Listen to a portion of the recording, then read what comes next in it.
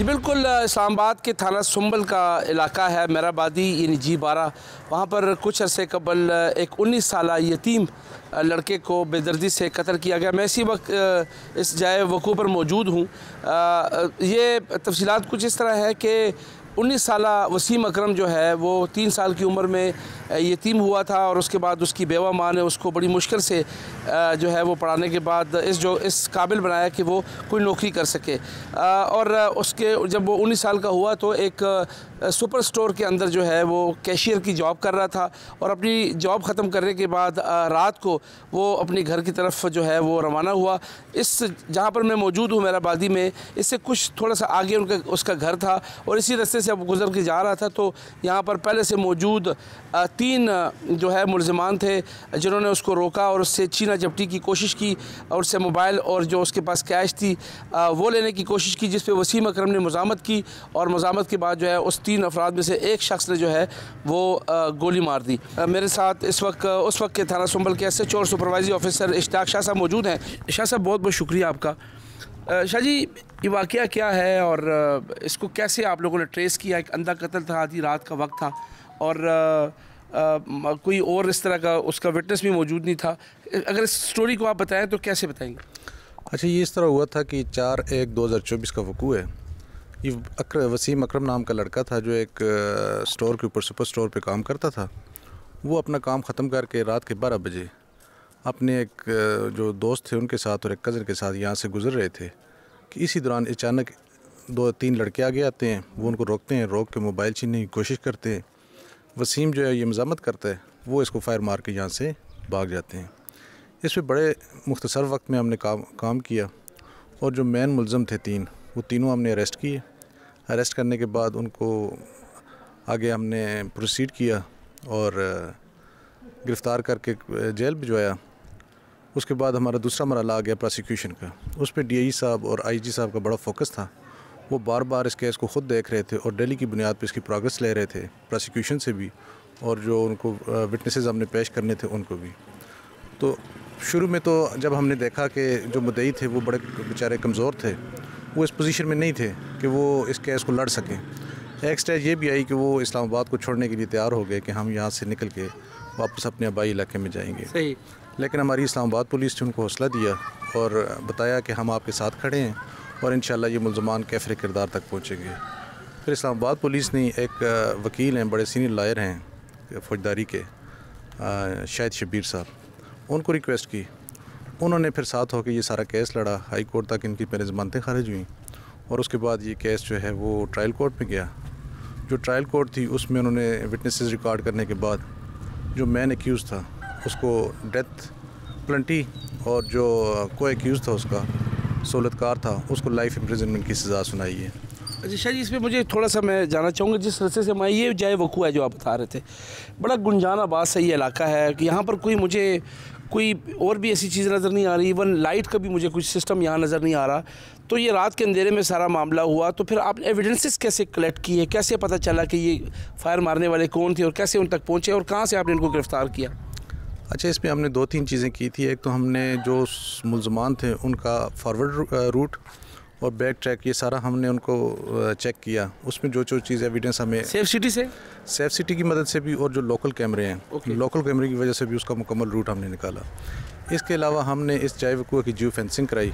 Geo fencing के अलावा जो ह्यूमन इंटेलिजेंस है उसका इस्तेमाल किया हमने और बड़े मुख्तसर वक्त में हम असल मुलज़मान तक पहुँच गए। वजह क्या बची शाह जी, क्यों उस बच्चे को उन्होंने मार दिया? मतलब 19 साल का यतीम बच्चा जो बड़ी मुश्किल से बेवा माँ ने उसको बड़ा किया और वो इस काबिल हुआ कि वो माँ का सहारा बन सके। वजह अनाथ थी, कोई लड़ाई झगड़ा था या क्या, क्यों मार दिया उसको? असल ये एक खालिस्तान जो है ना वारदात थी, एक स्नैचिंग की वारदात थी। उसमें जो वसीम था उसने मज़ामत की और इसमें जो रिजवान मुलज़म है जिसको डेथ पेनल्टी हुई है, ये पहले भी इसी तरह के डकैती के मर्डर के केसों में जेल में रह चुका था।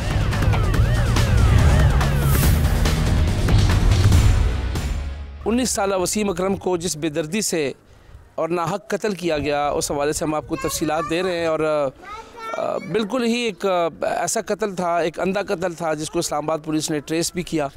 और जब हम उस वसीम अकरम के घर में आए तो घर पे बैठने का हाल नहीं, घर में कुर्सियाँ नहीं, मजबूरन हमें यहाँ पर बाहर चारपाई में उनके घर के सामने बैठना पड़ा।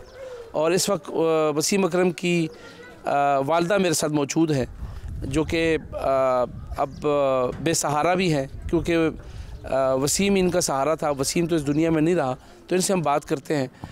बहुत बहुत शुक्रिया। कैसे हुआ वसीम के साथ, और कुछ थोड़ा सा बताएं। मैं तो क्या अब आपसे पूछूं इस हवाले से, लेकिन ये कैसा हुआ सब कुछ? इतना अरसा आपने उसको, जब वो यतीम हुआ आपने बड़ी मुश्किल से उसको बड़ा किया, और जब वो आपका सहारा बनने लगा तो वो दुनिया में नहीं रहा। जी बिल्कुल सही आख रहे हो। हुआ क्या, थोड़ा सा बताएं। यानी कि हादसा होया है ना, यानी कि डकैतियाँ डाकुआ मार छोड़ा है। मेरा सहारा भी हुआ है, सब कुछ मेरा बड़ा हुआ है। 5 साल का है, अबू फौत हो गया। बड़े मैं मुश्किल नाल बच्चे पाले, तो बड़े मुश्किल नाल पालते। मैं जिसले पढ़ाया लिखाया इसलिए इस्लामाबाद आ गया, तो जालमा के हथी आ गया, जालमा मार छोड़े। अच्छा, वसीम क्या करता था? क्या जी, मैं वही पूछता हूँ कि क्या करता था, और इसके साथ साथ जो है वो घर किस वक्त आता था, और ये कैसे हुआ, रात को किस वक्त हुआ था वाक़या? 11 बजे सुबह जाता है, रात 11 बजे आना है। अच्छा। लेकिन सेफ माड़ी काम करता है। ठीक है जी, मजदूरी करता है। तो वो रात को लेट आता था? जी, 12 बजे आता है। तो उस रात जब वो नहीं आया तो आपको नहीं पता चला कि वो अभी तक नहीं आया? जी पता चल गया, जिले काल आई उधर भाई नाल आए, यानी कि मैं इधर काल आई भैया जी साडा हादसा हो गया, तो असा हॉस्पिटल जा रहे हैं। मतलब असा इतने हाल दवाई पा दी, दुनिया इकट्ठी हो गई, साड़ा कोई वसीला नहीं बनया। यानी कि अपना भाई साथ हस बन गया, वो नाल ही रहा, होर कोई बंदा नहीं है। पुलिस का क्या रोल रहा है इसके अंदर? पुलिस भी उथे नाल मौजूद हो गई है ना, यानी कि मैं तो सुबह पता लगा पुलिस मौजूद हो गई, भाई भी साथ आए। मतलब जल्द हॉस्पिटल जा गए, मैं इधर उसले कॉल की तो वसीम साडा फौत हो गया। नहीं, पुलिस ने इस पूरे मामले में, अब उस जो कातिल था उसको सजाए मौत हो गई है ना, तो पुलिस ने इस पूरा मामला जो हुआ इसमें कितनी मदद की आपकी? बड़ी शुक्रिया अदा करें, मैं लख फेरी शुक्रिया अदा करें। इस्लामाबाद पुलिस साडे नाल बड़ी मदद की थी, बड़ा साडा तावन किया।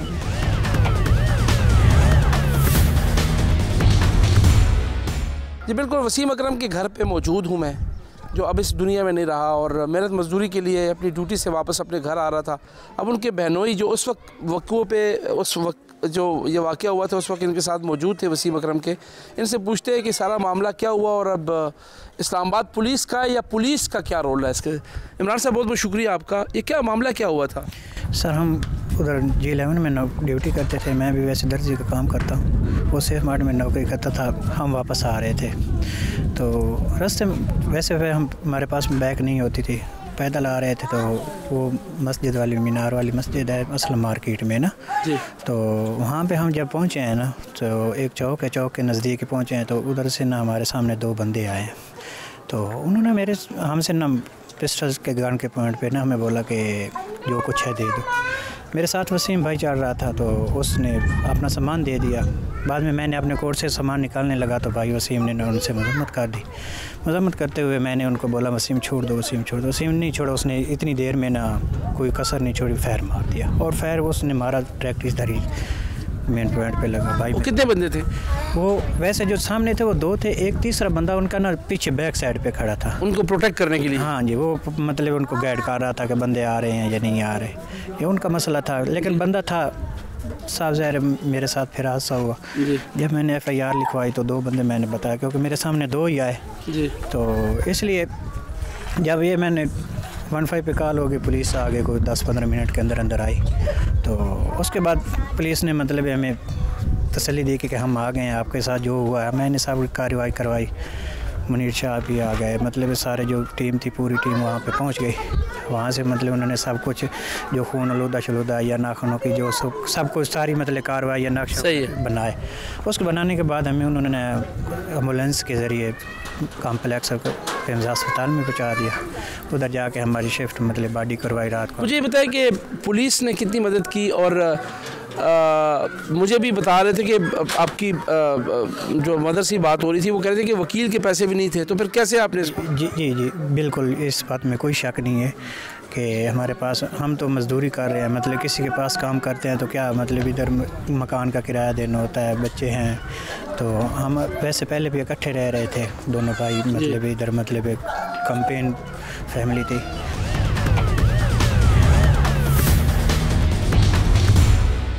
जिस वकील ने उन तीनों मुलजमान में से 2 को, एक को सज़ाए मौत और एक को उम्र कैद दिलवाई है। शाहिद शबीर साहब हमारे साथ मौजूद हैं, इनसे हम बात करते हैं कि इनको किन चैलेंजेस का सामना पड़ा। शाहिद साहब, वकला के बारे में मशहूर तो यही है कि बग़ैर पैसों के तो दस्तखत भी नहीं करते, तो आपने इतना बड़ा केस लड़ा और इस फैमिली का, तो कैसे अब तक ये फैमिली पहुँची और फिर मतलब किस माइंडसेट से आपने केस लड़ा बग़ैर पैसों के? जी थैंक यू, मैं आपका शुक्रगुजार हूँ कि आप इस पर एक प्रोग्राम बराबर चला रहे हैं।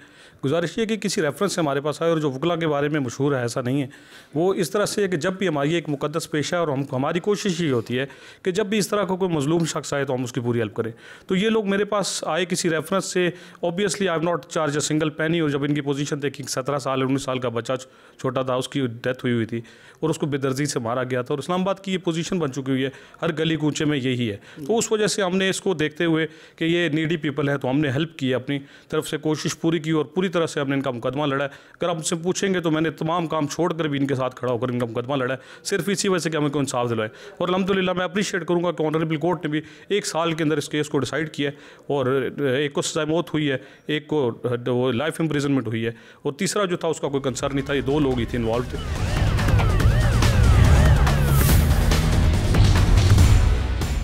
हमारे साथ मौजूद हैं, इस तमाम मामले पे हम बात करेंगे SSP ऑपरेशन अरसलान शाहजेब साहब। उनसे हम बात करेंगे कि इस केस को इन्होंने किस तरीके से डील किया। शाहजेब साहब, बहुत बहुत शुक्रिया। कैसे आपने इस तमाम केस को जो है वो मंतकी अंजाम तक पहुँचाया कि बहुत कलील तकरीबन 1 साल से कम मुद्दत के अंदर जो है उसमें आपने प्रोसिक्यूशन मुकम्मल करके सज़ाए मौत भी दिलवा दी और उम्र कैद भी होगी एक को? जी बहुत शुक्रिया। पहले सबसे पहले आपका ये एक लड़का वसीम अकरम सेव मार्ट पे, गरीब लोग थे, सेव मार्ट पे काम करता था। रात को अपने बहनोई के साथ वापस जा रहे थे, मेहराबादी के रहने वाले थे। तो रास्ते में 2 डकैतों ने इनको रोकने की कोशिश की, चीज़ें छीनने की कोशिश की, जिसमें वसीम अकरम ने उस वक्त मुज़ाहमत की। उस मुज़ाहमत पे उनको फिर फायर उन्होंने मारे और उस पर फिर ये मौके पे ये शहीद हो गया। पुलिस ने उस मौके के बाद, चूँकि अंधा कत्ल था, वहाँ पे SP का जाना, मौके शवाहिद इकट्ठा करना, क्राइम सीन को कंजर्व करना, बाकी चीज़ें करना, उसके अलावा टेक्निकल और बाकी सर्विलेंस से फिर अल्हम्दुलिल्लाह पुलिस ने इनको ट्रेस किया। और फिर उसके बाद इंटरेस्टिंगली इनके पास इतने पैसे नहीं थे कि वो डेड बॉडी को मूव कर सकते या अदालत में अपने आप को रिप्रेजेंट कर सकते। तो पुलिस ने फिर इनको बाकी चीज़ें भी, ख़र्चा वगैरह पुलिस ने किया इनका, और इनके जो वकील था वो भी अपने असर रसूख से पुलिस ने अपनी तरफ से वकील भी इनको करके दिया। तो अल्हम्दुलिल्लाह अच्छी तफ्तीश हुई, उसकी फिर अच्छी प्रोसिक्यूशन हुई, और अब जैसे आपने फरमाया कि एक बंदे को, एक एक्यूज़ जो था उसको सज़ाए मौत सुनाई गई है और दूसरे को उम्र कैद की सज़ा सुनाई गई है। इस पर वो लोग बहुत खुश भी थे कि 1 साल के अंदर, ये जनवरी का हुआ है और दिसंबर में उनको, उसी दिसंबर 2024 में इनको सज़ा भी हो